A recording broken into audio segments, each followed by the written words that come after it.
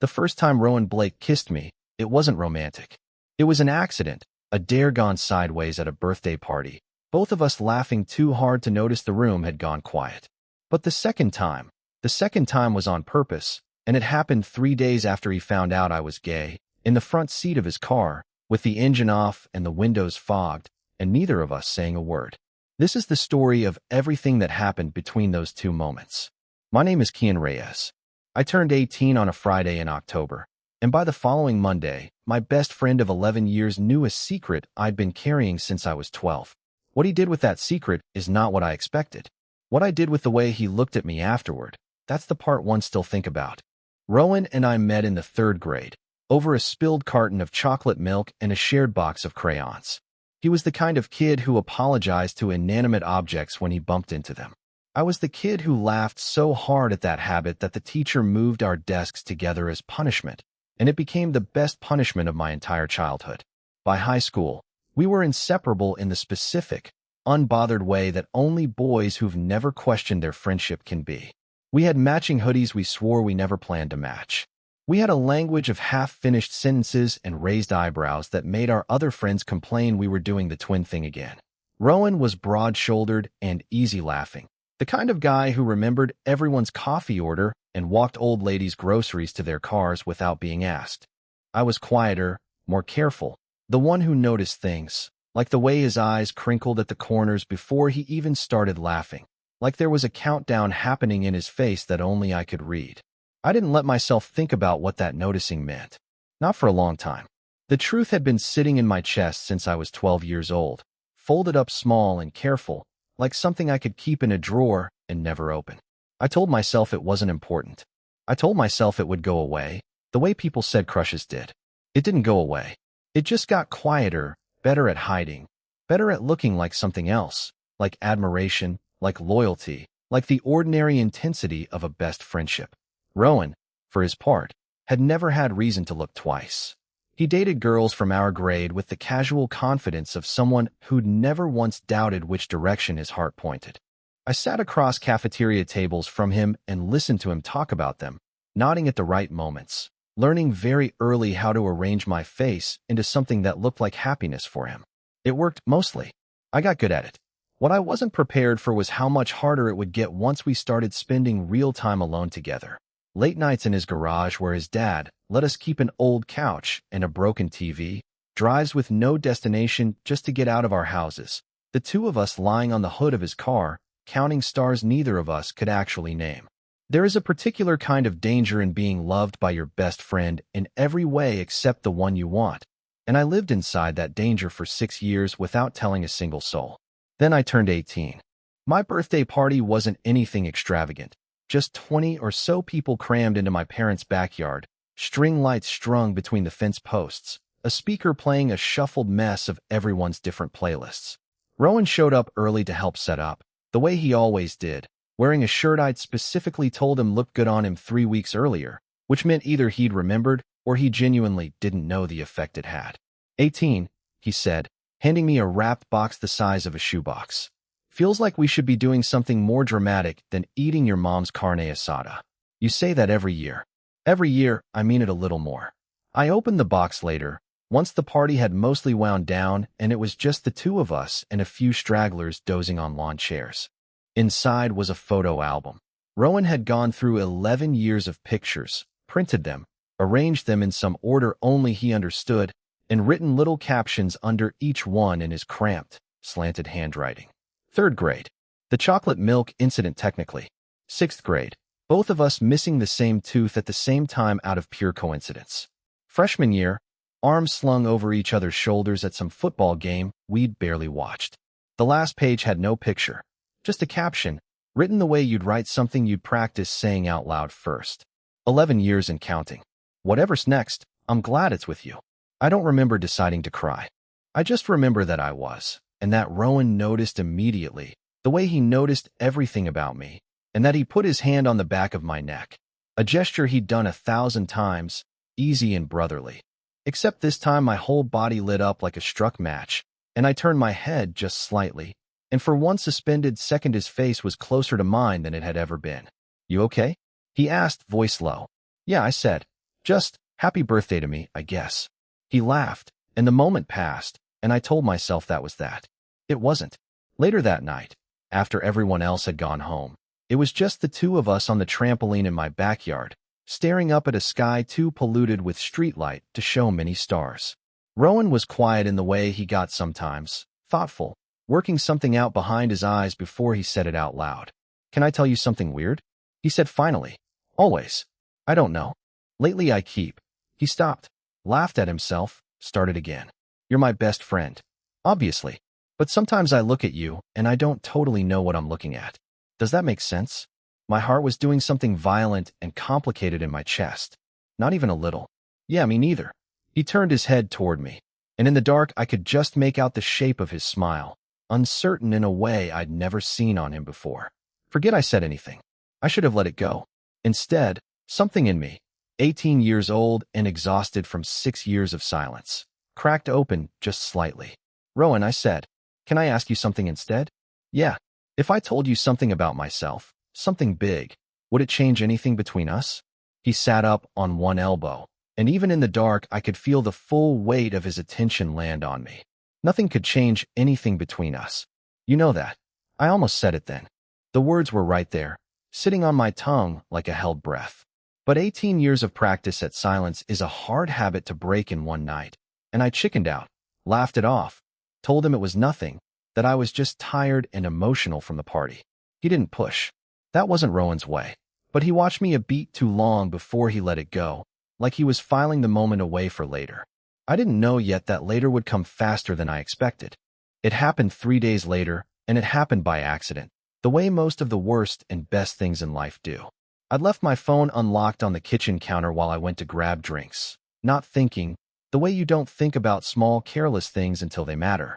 Rowan was over, waiting for me, scrolling through his own phone at the table, until a message notification lit up my screen beside him.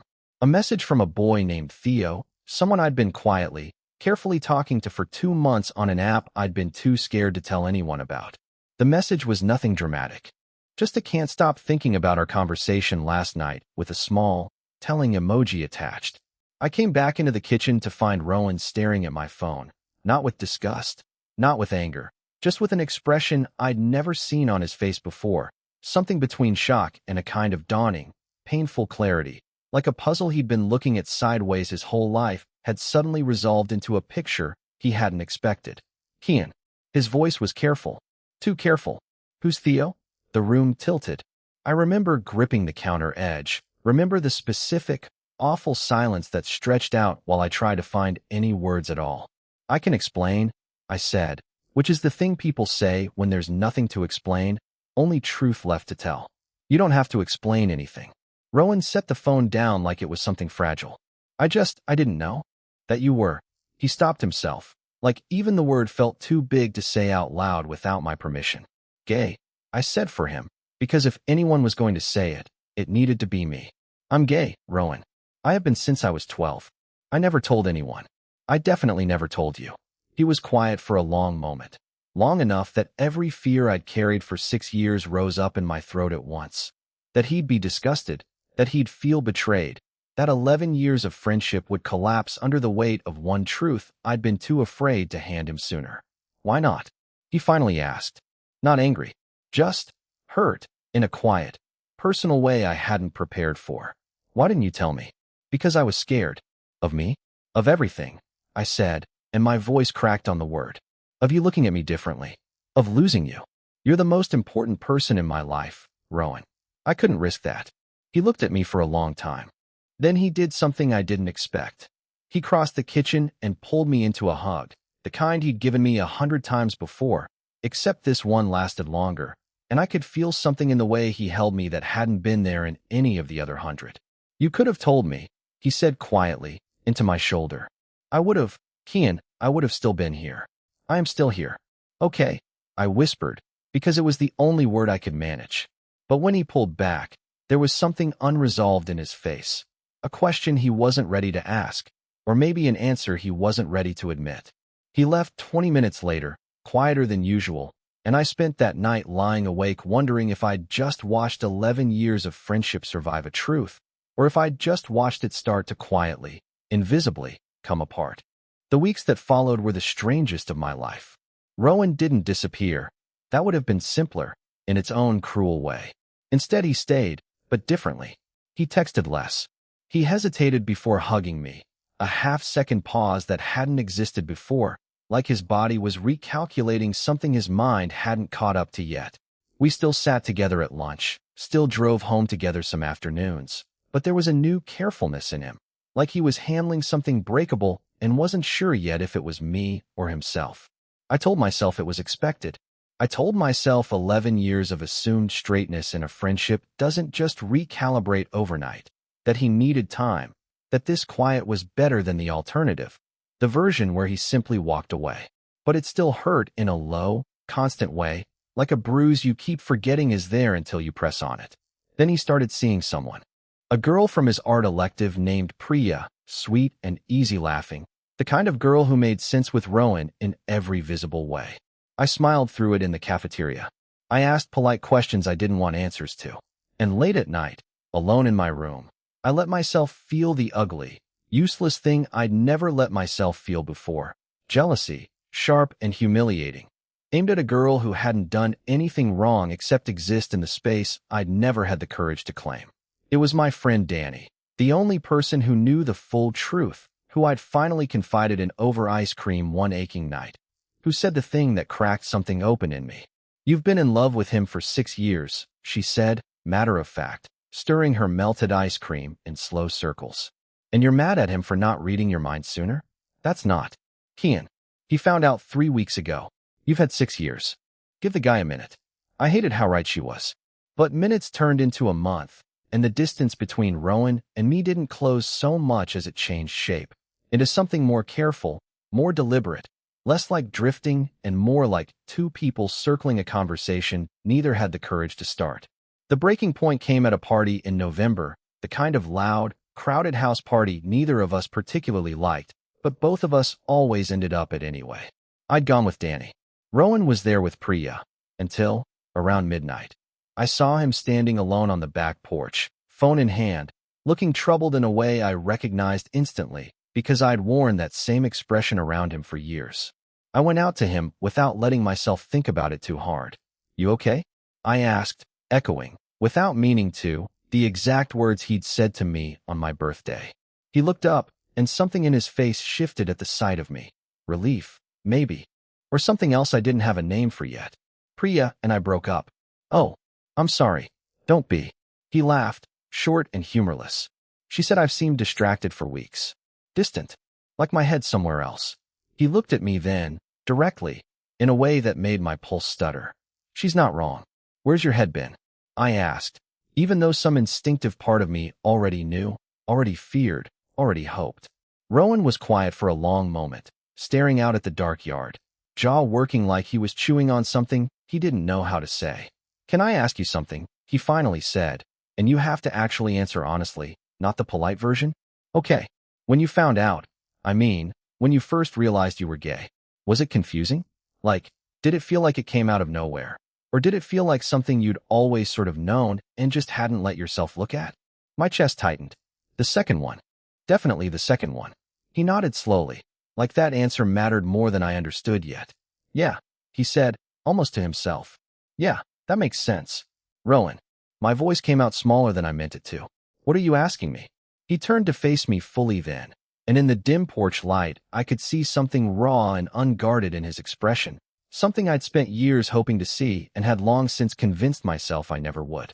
"I don't know what I am," he said quietly.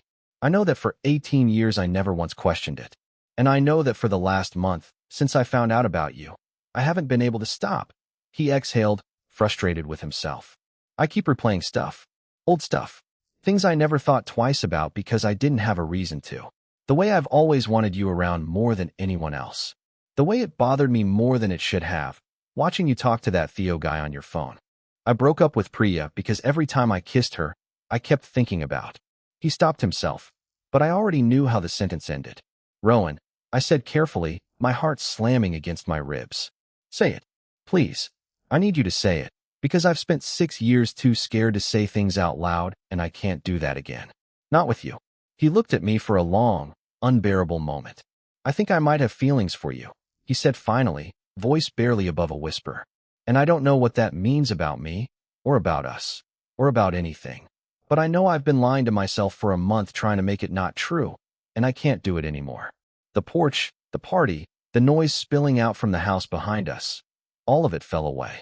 There was just Rowan, close enough that I could see the uncertainty and hope tangled together in his eyes, close enough that 11 years of friendship and 6 years of silence and 1 month of careful distance all collapsed down into the 3 feet of space between us. I've been in love with you since I was 12, I said, because if he could be brave, I could too. I never told you because I was terrified of exactly this moment, of you finding out and everything changing. And it did change, but not the way I thought. How did you think it would change? I thought I'd lose you. Rowan stepped closer, slow, deliberate, giving me every chance to step back if I wanted to. I didn't. You're not losing me, he said. I think I'm just finally seeing you. All the way. For the first time. And then his hand was at my jaw, gentle, questioning, and I leaned into it before I even decided to, and the space between us disappeared, and he kissed me. Soft, uncertain at first, then steadier, like something long overdue finally settling into place. It wasn't like the accidental kiss from years before. This one was slow and searching and entirely on purpose. And when we finally broke apart, both of us breathless, he rested his forehead against mine like he needed the closeness to believe it had actually happened. 11 years, he murmured. 11 years, I agreed. I'm sorry it took me so long. You're here now, I said. That's what matters. I won't pretend everything was simple after that. Rowan spent months untangling what his own identity meant to him, choosing his own words for it in his own time, and I made sure never to rush him the way I'd once feared he might rush judgment onto me. We told our closest friends first. Danny cried happy tears and pretended she'd known all along, which, knowing her, she probably had. We told our families slowly, carefully, on our own timelines. Some of it was hard. Most of it, in the end, was met with more love than either of us had dared to expect. What I remember most, though, isn't any single dramatic conversation. It's the small things that came after. Rowan's hand finding mine in parking lots without hesitation. The easy way he introduced me now as his. The countless quiet nights on that same trampoline. No longer staring up at the sky in careful silence, but talking, finally, about everything we'd spent 6 years too afraid to say. 11 years of friendship. 18 years of waiting. And in the end, it turned out the boy who taught me what it meant to be truly known was the same boy I'd loved in silence the whole time. We didn't get a dramatic ending. We got something better. We got to keep going. If this story meant something to you, don't scroll past without letting me know. Hit like, subscribe, and drop a comment telling me what part hit you hardest. Because this isn't the whole story. There's a part 2. The night everything almost fell apart before it came together. The conversation I never told you about. The moment Rowan almost let fear win.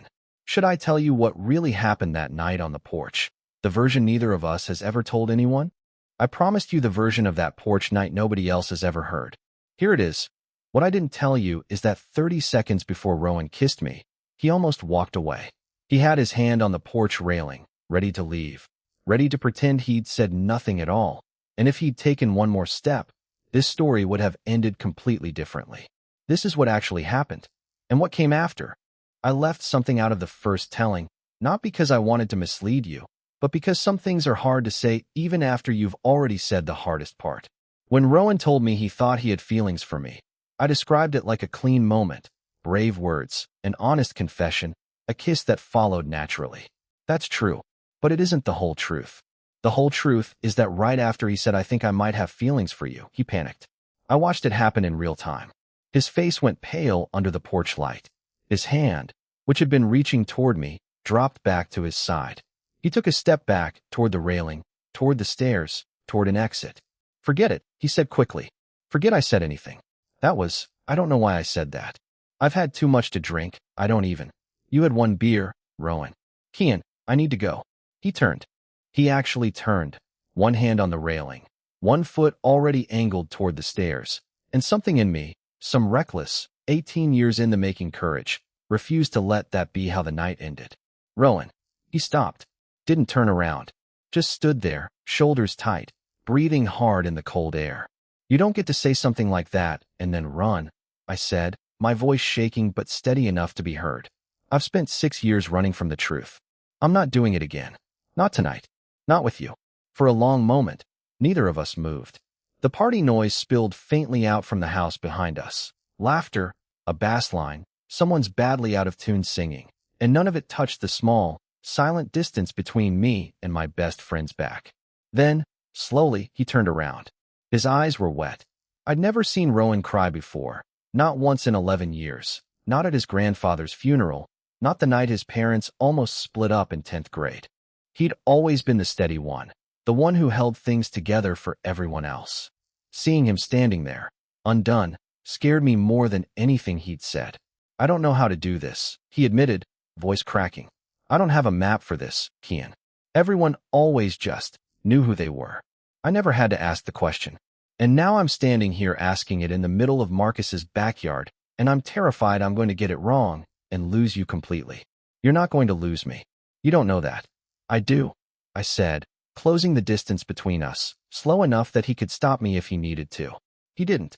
"Because I've loved you since I was 12 years old, through every girlfriend, through every moment I had to sit there and pretend it didn't hurt.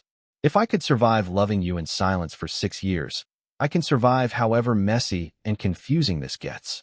I'm not going anywhere. The only question is whether you want me to stay." Rowan let out a breath that was half laugh, half sob. "That's not even a question." "Then stop running." He closed the last of the distance himself this time.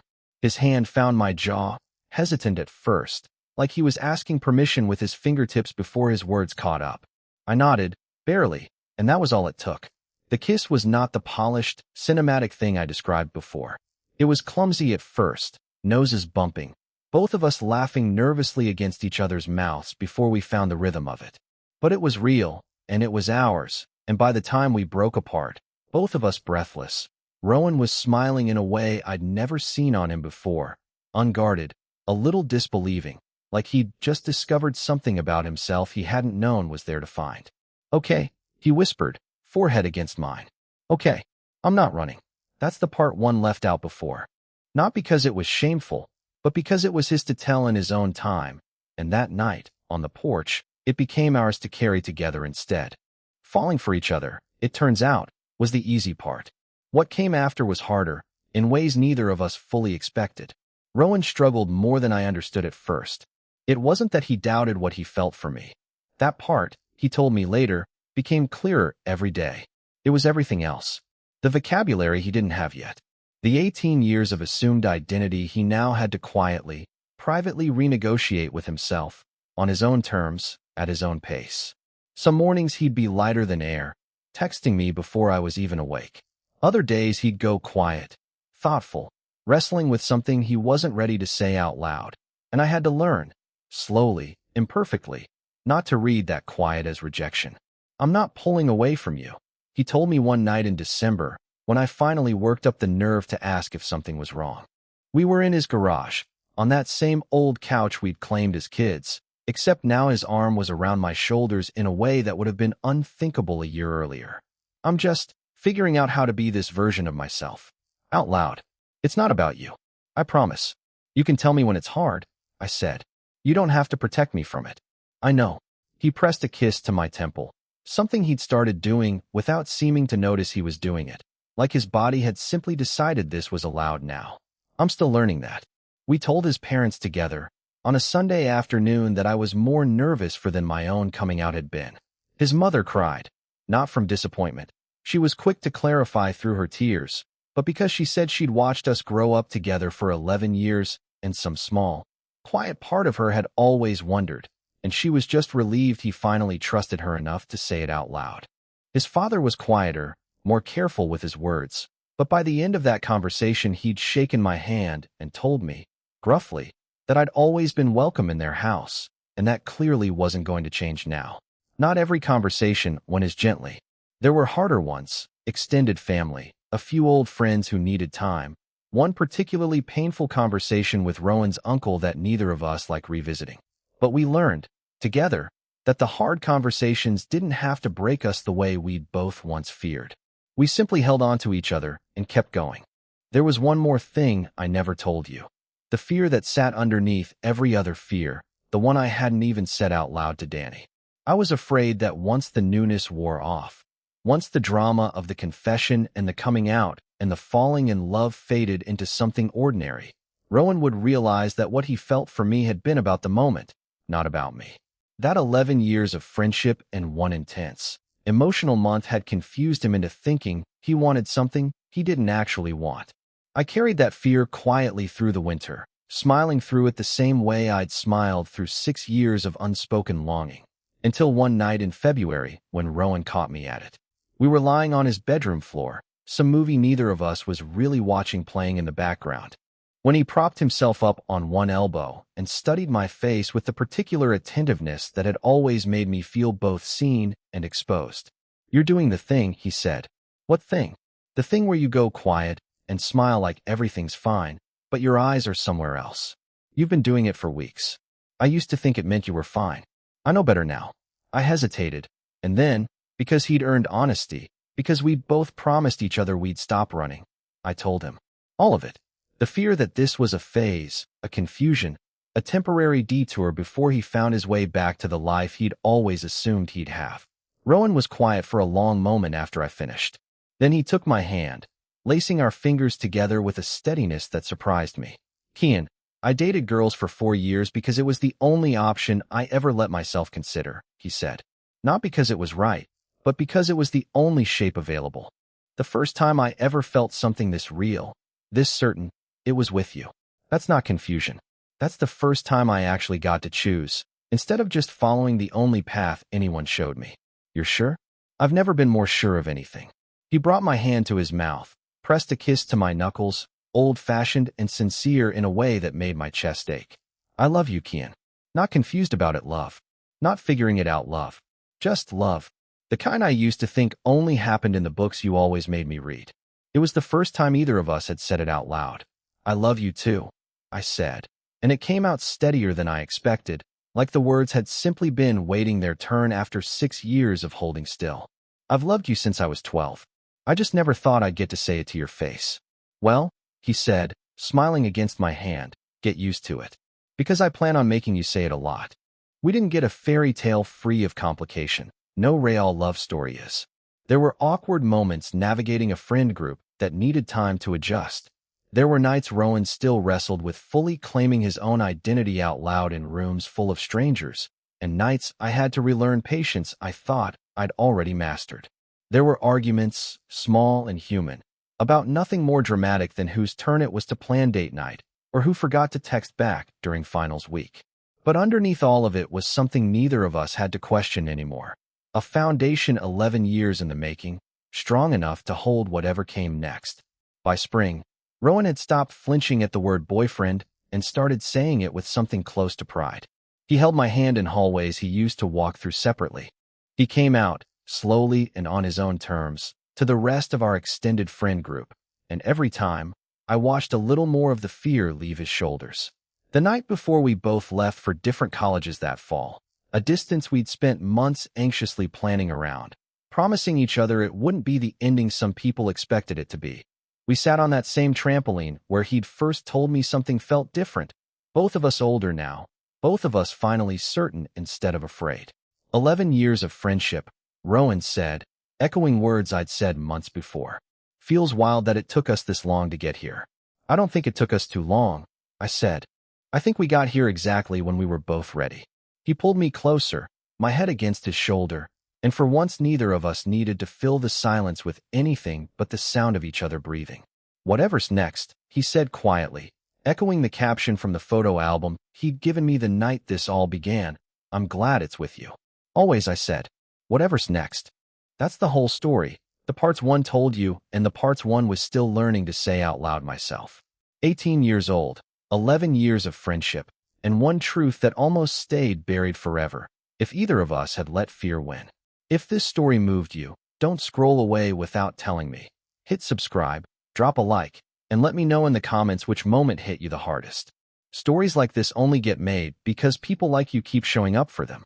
This is the end of Kian and Rowan's story, but it's not the end of stories like theirs. If you want to see more real, honest, slow-burn love stories like this one, subscribe and stay close. There's always another one coming.